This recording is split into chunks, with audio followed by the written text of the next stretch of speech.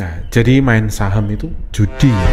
Ya ini ya, baru mulai kontennya aja udah ngegas nih. Tapi ini memang ya pertanyaan yang banyak ditanyakan sama banyak orang. Dan kalau misalkan kalian salah nanya, misalkan nanyanya ke Pak Ustadz atau Pak Kiai, ini bisa jawabannya beda ya. Karena banyak tuh yang bilang kalau saham itu bisa dimasukin ke dalam judi atau kegiatan yang untung-untungan aja ya. Apakah saham seperti itu?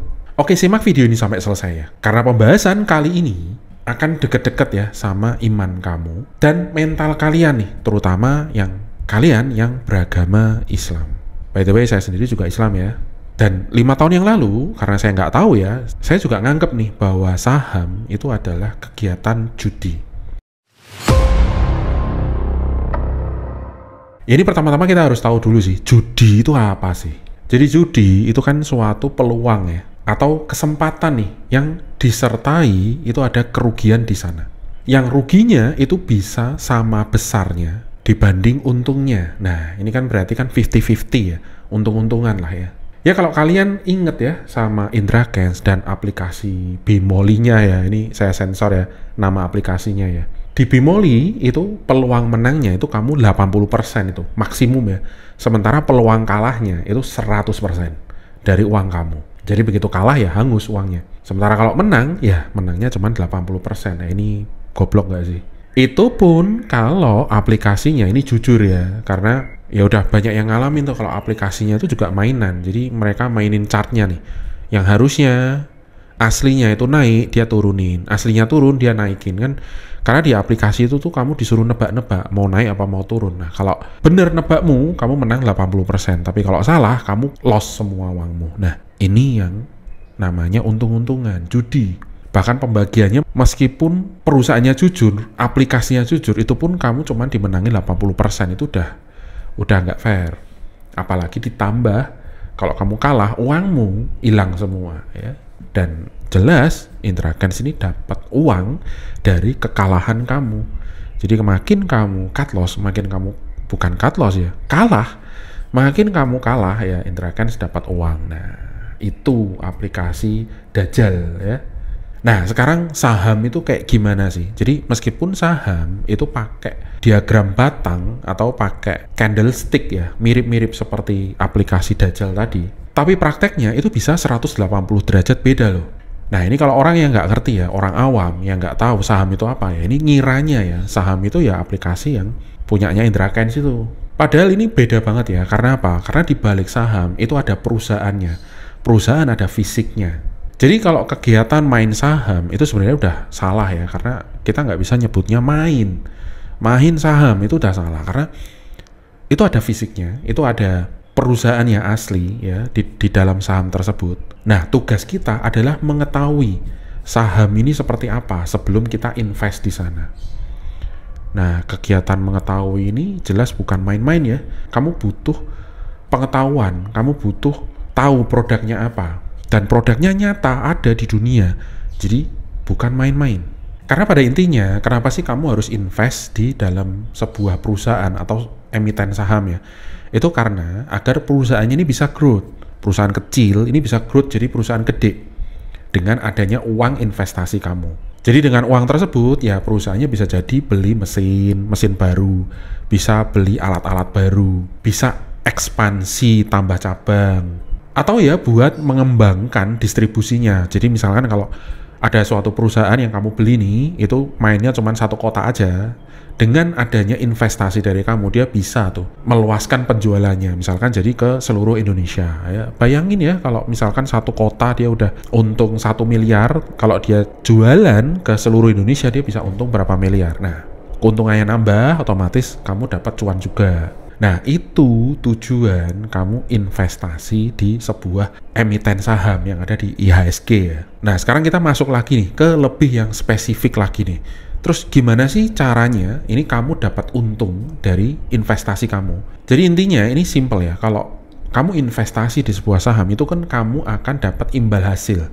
Nah imbal hasilnya ini namanya dividen. Besarannya dividen itu berapa? Ya tergantung dari keuntungan perusahaannya. Makin gede untung perusahaannya ya makin gede juga biasanya ya dividen kamu. Jadi misalkan kamu invest di perusahaan yang jelas-jelas gede ya, jelas-jelas bagus, misalkan ANTM, Antam. BBRI Bank BRI atau BBCA Bank BCA, ya itu udah pasti kamu dapat dividen yang gede, timbal hasilnya tuh gede dibanding perusahaan-perusahaan yang dia second layer maupun third layer ya, yang bahkan mungkin malah nggak kasih kamu dividen. Karena apa? Karena bukannya perusahaannya pelit ya, tapi karena uang yang dihasilkan, laba yang dihasilkan itu tidak untuk dibagi-bagi ke para investornya, tapi untuk mengembangkan usahanya. Dan ini fair, sebenarnya fair, nggak masalah. Dan nggak semua orang ini fahamnya dividen ya, karena ada beberapa orang yang fahamnya itu adalah growth investor. Jadi dia pingin beli perusahaan yang kecil, tapi perusahaan kecil ini secepat mungkin jadi perusahaan gede dalam waktu setahun 2 tahun. Ada yang kayak gitu. Dan ketika dia nggak bagiin dividen, ya mereka nggak masalah, karena keuntungan kedua dari investor saham itu adalah growth-nya perusahaan. Nah, growth-nya perusahaan ini ngaruhnya kemana? Ngaruhnya itu ke nilai sahamnya. Jadi misalkan kalau perusahaan kecil, kamu invest di perusahaan kecil nih, harganya mungkin masih Rp50 per lembar ya, masih Rp100 per lembar, lebih murah daripada jajan anak kamu ya. Itu ketika kamu beli harganya murah. Nah, ketika kamu invest, tungguin 2 tahun, 3 tahun, ternyata perusahaannya ini jago nih, bikin laba nih. Labanya gede, penghasilannya gede, akhirnya dari perusahaan yang nilainya Rp50 tadi itu bisa jadi Rp1.000. Nah, dari 50 ke Rp1.000 itu kamu udah untung berapa ribu persen, itu kan gede banget. Ya bayangin ya, kamu masukin 1 juta, 1 jutamu jadi 10 juta ya, itu naik 10 kali lipat, 1000% ya. Nah, itu yang terjadi di dunia saham. Ketika kamu invest di perusahaan kecil-kecil, tapi ya tidak semua perusahaan kecil itu bagus, karena ada perusahaan kecil yang justru mainin uang kamu. Nah, itulah pentingnya bukan main saham. Itu pentingnya kamu investasi saham. Bedanya apa? Bedanya ketika kamu menganggap saham itu main-main ya, kamu tinggal beli aja sahamnya, perusahaannya apa, kamu nggak tahu, nggak jelas, kamu beli. Nah, itu bisa dibilang judi itu. Nah, orang-orang kayak gini ini bisa dibilang judi, karena dia nggak tahu apa yang dia beli.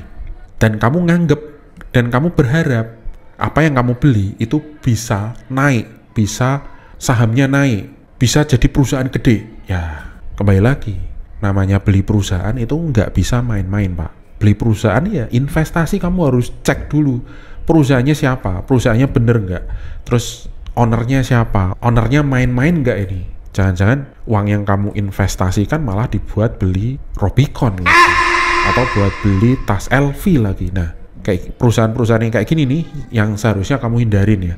Dan cara biar tahu menghindari perusahaan-perusahaan yang ecek-ecek kayak gini ya, meskipun terdaftar di IHSG ya, nggak tahu nih gimana caranya ya perusahaan nggak jelas gini bisa terdaftar di IHSG ya, tapi yang jelas ada perusahaan kayak gitu. Dan perusahaan kayak gini nih yang harus bener-bener kamu pelajari, kamu hindari. Ya ini sama ya, seperti kalau misalkan kamu lamar di suatu pekerjaan, misalkan lowongannya tuh berkaitan tentang desain komunikasi. Nah, cuman masalahnya kamu cuman ngerti komunikasi aja nih, nggak ngerti desain. Nah, ya ini contoh yang kamu lagi berjudi sama karir kamu. Karena apa? Karena ketika ownernya ini tahu dan kamu nggak bisa desain dan ownernya nggak apa-apa, ya it's okay, nggak masalah, berarti kamu lolos. Tapi kalau misalkan karena kamu nggak tahu desain tadi, kamu mengganggu teman-temanmu yang lain ya, yang desain, terus akhirnya membuat kinerja perusahaan jadi buruk, nah terus kamu dipecat, karirmu rusak, ya ini namanya kamu lagi berjudi sama karir kamu. Atau misalkan kalau kamu jago dalam bahasa Inggris ya, terus tiba-tiba dapat klien yang pingin kamu translate bahasa Mandarin. Nah, terus kamu yain aja tuh. Kamu berpikir, oh sekarang kan zamannya AI. Sekarang itu kan zamannya canggih ya, kamu bisa lakuin itu. Kamu mungkin bisa berpikir itu. Nah, padahal ini kamu lagi berjudi sama karir kamu. Karena AI itu sampai detik ini tuh kurang bisa ya memberikan tanggapan yang benar-benar realistis seperti manusia. Bahkan saya sendiri ngerti bahasa Inggris ya, ketika translate pakai Indonesia ke Inggris itu kadang itu translate-nya itu tidak sesuai apa yang kita mau. Jadi AI itu berpikirnya beda daripada kita, apa yang kita mau. Nah, itu kadang terjadi. Meskipun ya untuk daily conversation sih AI ya lumayan bagus ya, tapi kalau untuk menyampaikan hal-hal yang sulit, menyampaikan hal-hal yang ini, biasanya AI kurang ya. Apalagi bahasanya Mandarin, kamu nggak ngerti. Nah, itu kamu lagi berjudi sama karir kamu tuh. Jadi ini sama ya seperti emiten saham ya. Jadi ketika kamu ngertinya itu otomotif, terus tiba-tiba kamu beli saham skincare, ya itu kan nggak nyambung ya. Bisa jadi investasimu boncos tuh. Atau kalau misalkan kamu hobinya itu nonton film ya, alih-alih kamu beli saham MNC atau saham video, kamu malah beli saham batu bara. Nah ini kan nggak nyambung ya. Apalagi kamu nggak ngerti nih batu bara itu seperti apa, distribusinya gimana, kualitas batu bara itu seperti apa. Nah padahal batu bara itu kan ada grade-nya ya. Dan kamu nggak ngerti itu, kamu beli aja, itu namanya judi. Jadi belilah saham apa yang kamu suka atau kamu yang ngerti. Jadi misalkan kalau kamu ngertinya tanaman ya, tanaman kan mungkin sawit ya, atau tanaman hutan, itu juga ada tuh sahamnya tuh. Nah itu kamu bisa tuh beli saham yang sesuai dengan apa yang kamu tahu. Pupuknya ya, cara bersihinnya, limbahnya, itu kalau kamu suka tanaman pasti tahu ya. Nah sekarang coba ya tulis di kolom komentar ya, hobi kamu apa sih? Nanti saya coba deh bantu emitennya di saham itu apa. Nah ketika kamu ini ngerti sahamnya, ngerti perusahaannya, ngerti emitennya, ini kamu jadinya mantaunya juga gampang. Nggak ngira-ngira, nggak tebak-tebakan ya. Kamu tahu. Misalkan kalau sawit itu tadi ya, oh ternyata kalau sawit, buah yang masih ada di pohon, oh itu ternyata dihitung sebagai laba. Ya ini mirip-mirip ya sama seperti mangga ya, atau seperti durian nih. Buahnya masih ada di pohon tapi udah dihitung sebagai keuntungan. Nah itu kalau tanaman. Nah gimana kalau perbankan? Ya kalau perbankan sih paling gampang ya, kamu gajian pakai bank apa? Fitur banknya bagus nggak? Kalau mau misalkan kirim uang ya, itu gampang apa susah? Terus ATM-nya itu kalau kamu cari dimanapun itu gampang ditemukan atau sulit nih? Kan ya sesimpel itu sih kalau memahami bank ya. Jangan sampai kamu kemana-mana itu pakai bank BCA ya. Ini untuk kamu pemula ya. Kamu kemana-mana pakai bank BCA, tiba-tiba ya kamu beli saham Bank Ganesha. Nah, Bank Ganesha aja letaknya di mana aja kamu mungkin nggak tahu tuh. Bahkan Ganesha aja mungkin kamu nggak denger tuh. Karena ya mungkin omongan orang, oh ini Bank Ganesha bagus nih, beli aja. Nah, akhirnya kamu ikut-ikut beli. Nah, jangan kayak gitu ya. Karena ini penting nih, kalau kamu beli misalkan ya, tadi Bank Ganesha, kamu penting nih, Bank Ganesha tuh dapat untung dari mana? Dia untung nggak? Jangan-jangan malah rugi. Nah, jadi ini penting banget ya untuk kamu ketahui sebelum kamu beli suatu emiten saham. Jadi ya ini bukan main-main sekali lagi. Jadi ya jangan beli saham itu yang kamu nggak tahu.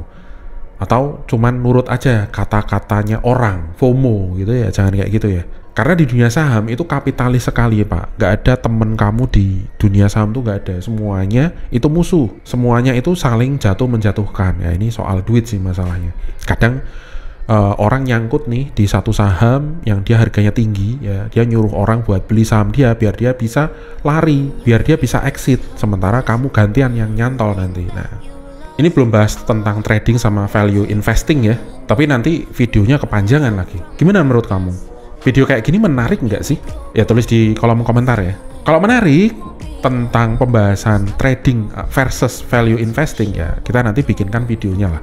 Karena memang tujuan awal dari video ini ya, kami sih pingin ya kalian tuh dapat edukasi yang benar, apalagi di dunia saham. Jangan sampai baru masuk dunia saham kalian udah rugi ya, udah rugi cut loss, terus akhirnya kapok. Nah ini jangan sampai ya. Oke.